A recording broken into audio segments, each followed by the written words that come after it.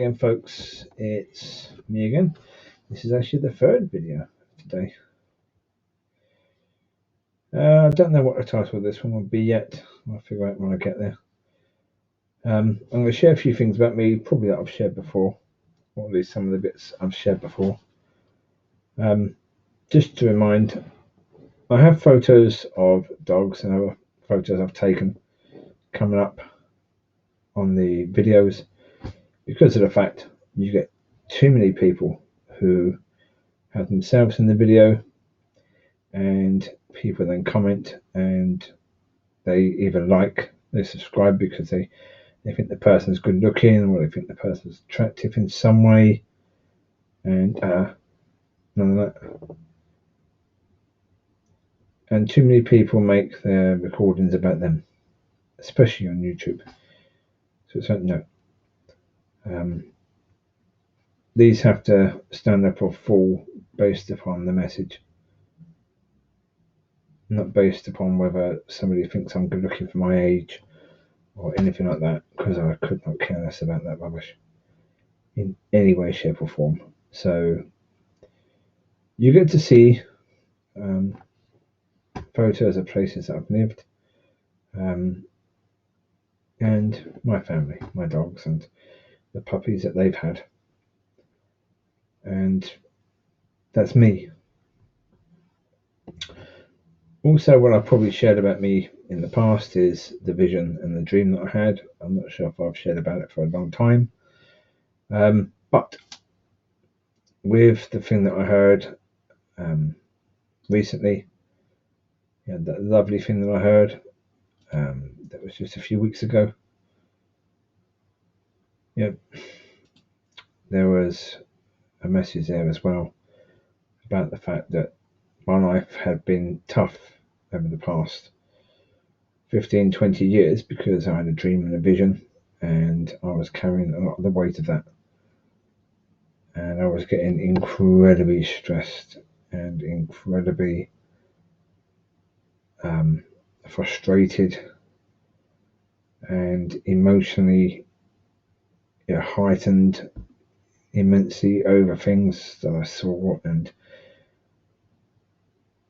it was just getting to the point where it caused depression to be far worse, and church I found incredibly depressive.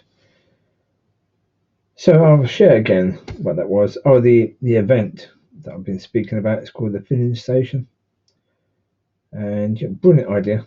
It's a great idea. It's a way of bringing people together from different churches, just Christians in the area, which is a lovely thing. And recently in this one locally to me, the last couple of weeks have got a lot better. The worship has got a lot more powerful, and the message last time was one I shared in the last video, where they were talking about the church is going to improve, and they mentioned a few things that were evidence that that's going to happen, and that was all quite exciting. So it's a good thing to go to if you've got one in your area. If you haven't, then start one. If you're in a different country that doesn't do them, start them. They're a great idea. As I say, they're not about denomination. They're not about a certain type of church. You go there and you've got Christians from all over the place. You've got Baptists, you've got evangelicals, you've got Catholics, you've got C of E. You've got all these types of churches in there, and nobody looks at anyone else as if they're any different. You're all brothers and sisters of Christ. And they have prayer time at the end. They offer food and drink there for people. Normally things like cakes and tea and coffee. It's a fantastic idea. And if you can do it in your area, do it. What I was going to say about these dreams and the vision, one thing that's a great question: did the dream come first or the vision? I think the dream come first. So the dream, I was walking down this area. It was an wakey dream. It wasn't. It was a vision rather than a dream. Yeah, the vision first. Yes. So I was walking across this field from one town to another. There was this major field you could go down that led to a little path that led behind a graveyard, then into the town. And as I was going through this area, coming around the graveyard, there's a little path down, and down the bottom there was a road. And at the bottom of the road there was a backs of these big buildings. And suddenly I saw this disabled person, and God said to me, keep watching. So I watched, and then this massive person coming along, skinhead, looked really, really dodgy, tattoos. I don't mean tattoos are bad, it's just a case that person had them. And God said he's gonna pick on that disabled person. Who do you think is gonna win? No, come on, Lord. That's a rather silly question. This disabled person doesn't stand a chance, unfortunately, against that person, because first of all, they can't even stand. Then God says, watch. A second later, that disabled person was healed. And he was out of his wheelchair. And he was massive. He was far bigger than the thug. And the thug just looked at him, looked down at his shoes, walked around him, and thought, no, there's no way, shape, or form I'm going to attack this person. He's massive. He'll have me any day of the week. So then God said, this represents my church. At the moment, my church is disabled with all the religion and tradition and all the worldly ways. And the thug is the devil. And he's been attacking the church left, right, and centre. But I'm going to heal my church. And when I heal my church, the devil won't be able to lay a punch on it. So that was that. Then all of a sudden, gone. That was the vision.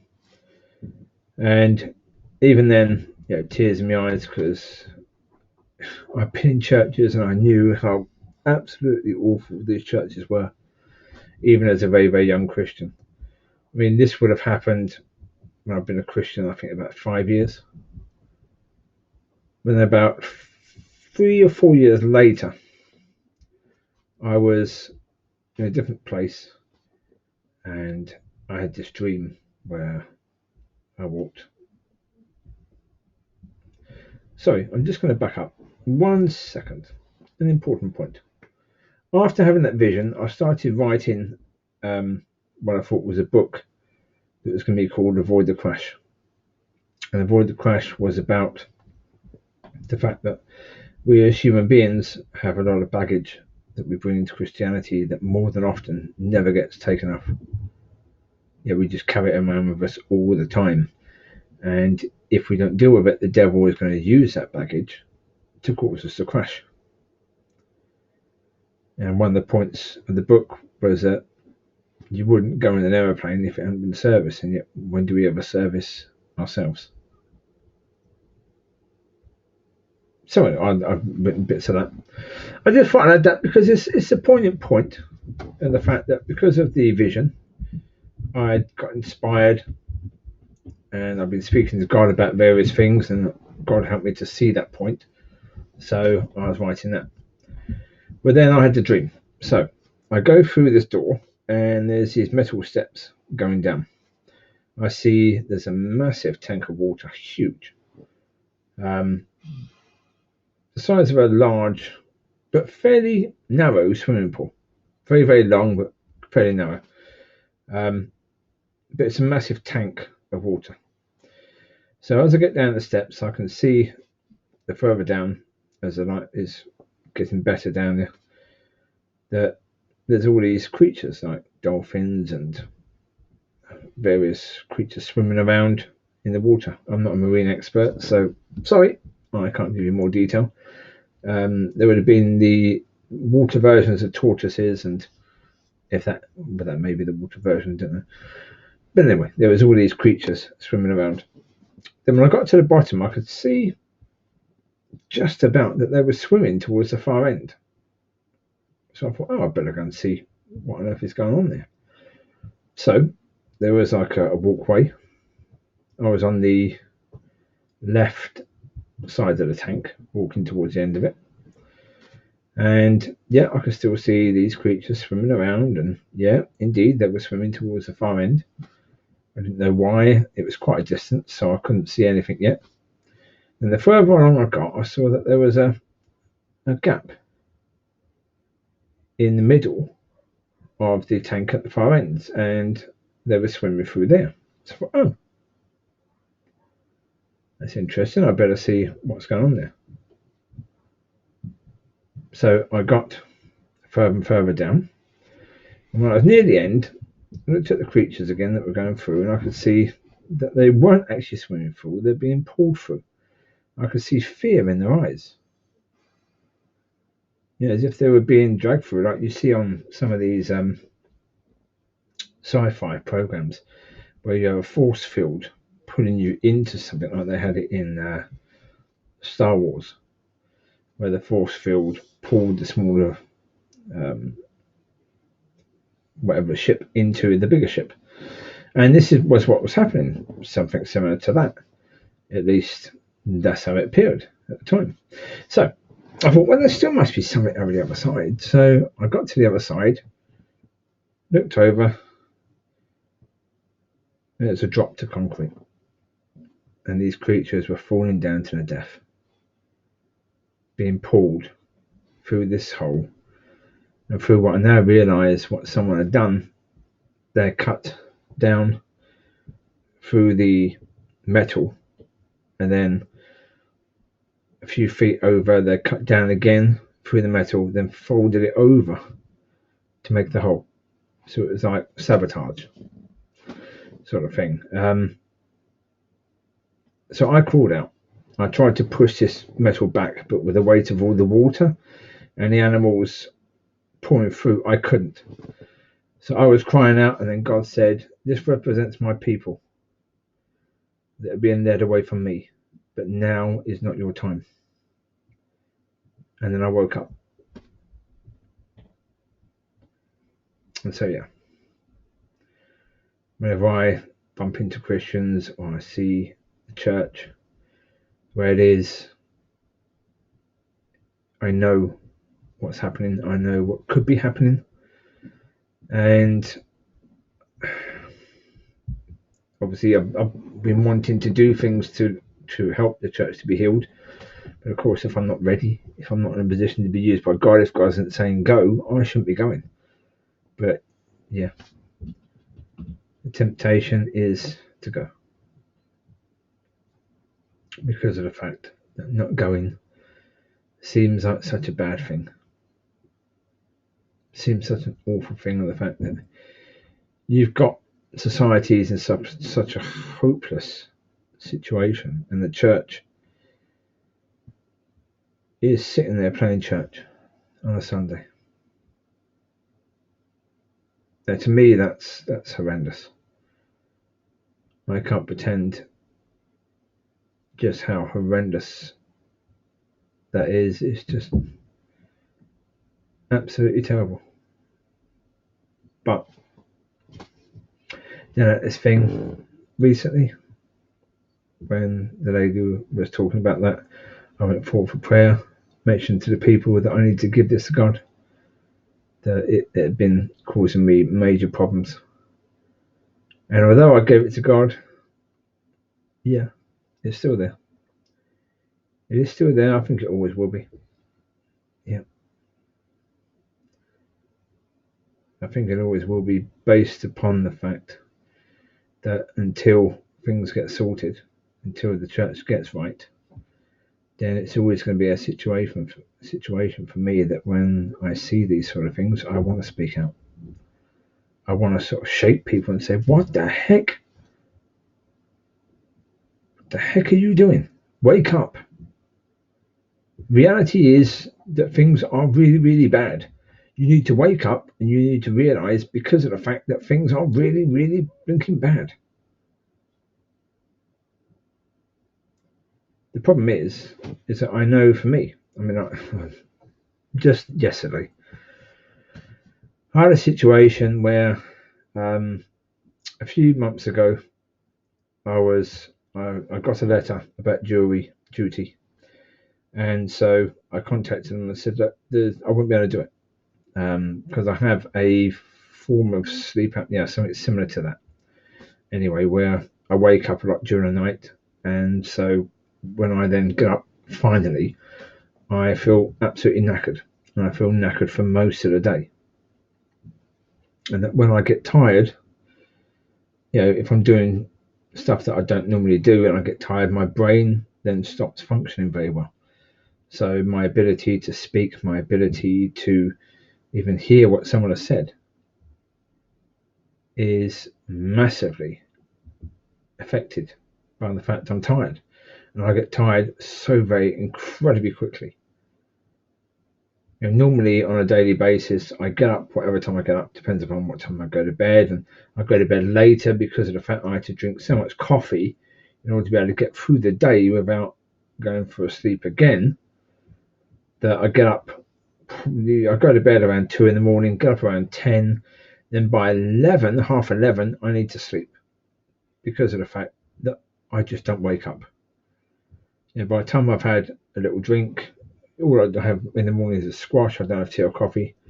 I have dry cereal. But by the time that's done, I'm starting to feel incredibly tired again. And I know I need to sleep. But once I've slept, I should be okay.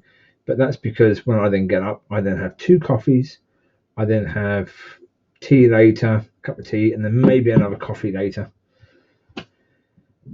So I said I couldn't do it. So anyway, I had to phone the GP and tell the GP I need you to write a letter to say that I can't do it. And he said, why? No, someone said that they'd phone me back.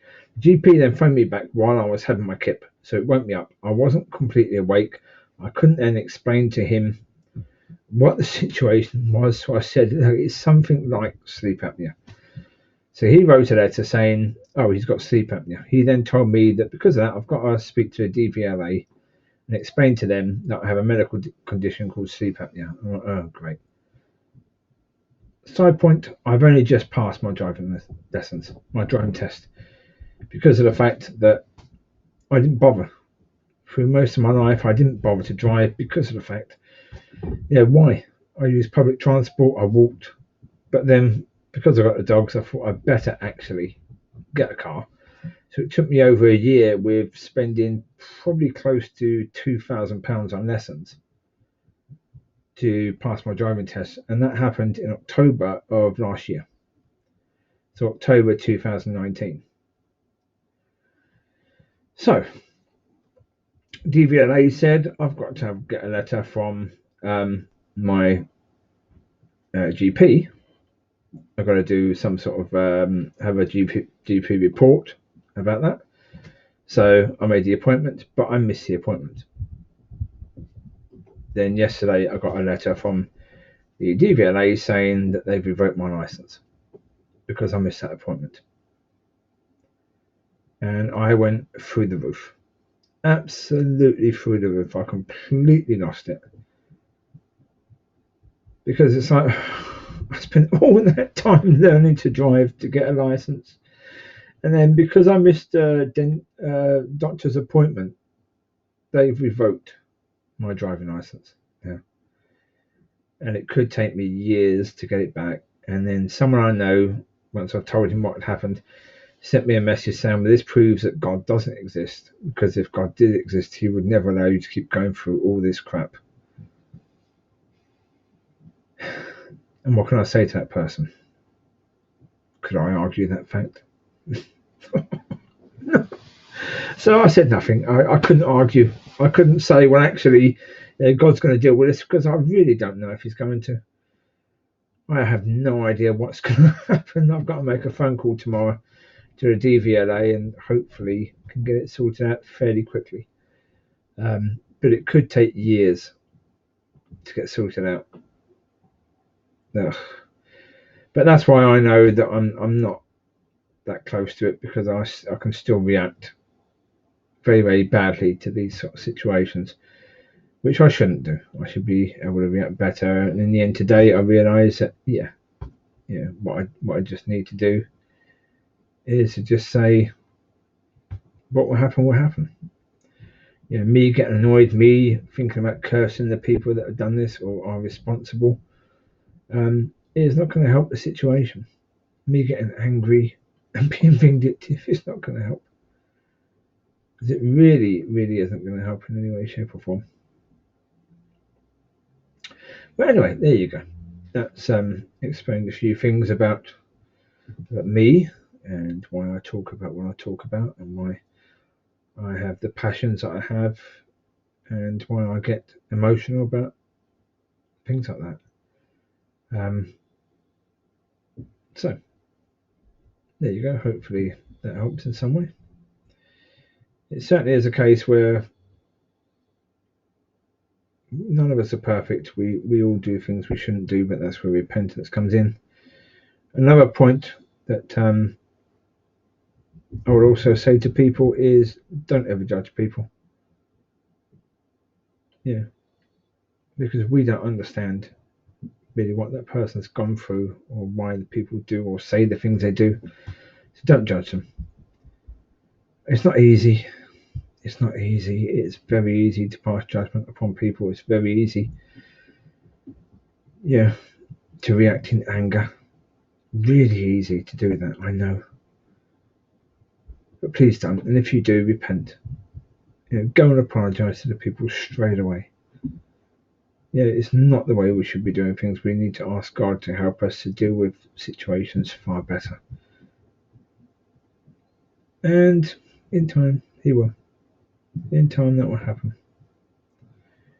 I mean, certainly, if we get this movement in the church that starts to improve things, then hopefully we can see God working in the church and working in people's lives in such a bigger way in the next 2 years. Have a great week, folks. God bless you and enjoy. Keep fighting, keep pushing forward, keep leaning on the Holy Spirit and keep on the Holy Spirit to lead you and teach you and guide you. And don't judge yourself. You're where you are. And for now, that's where you are. Look ahead. And even if you move an inch a day, that's still an inch a day. You take care. God bless. I will speak to you again at some point soon. Exactly when, I have no idea. God bless you. Bye bye.